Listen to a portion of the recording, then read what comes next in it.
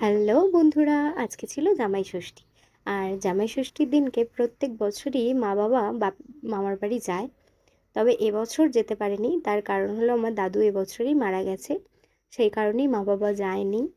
আর বাপিকে তাই মা একটু সাজিয়ে গুজিয়ে খেতে দিচ্ছিল আজকের দিনটার জন্য, কারণ আজকের দিনটা তো বাপির জন্য একটু স্পেশাল। আর আজকে মেনুতে ছিল আলু ভাজা, পটল ভাজা, বেগুন ভাজা আর মাটন কষা।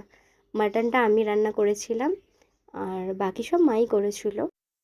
মানুষ সময়ের সাথে সাথে মানুষ কতই না পরিবর্তন হয়ে যায়, তাই না?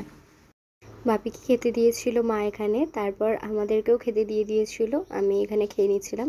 আমি আগে মাটন খুব একটা খেতাম, মানে খেতামই না ধরতে গেলে।